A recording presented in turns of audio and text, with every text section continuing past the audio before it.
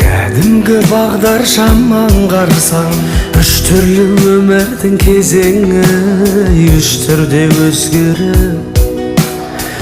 түрде өзгеріп жанған шам. Жасыл түс жалынды жастығым, махаббат сезімге мас күнім. Тойлау мен мереке мейрамды, ойлау тек басқа емес бас мұңын. Бәрі де өтеді, күтеді мәңгілік мекені. Бағдаршам жанады сөнеді, адамдар келеді кетеді.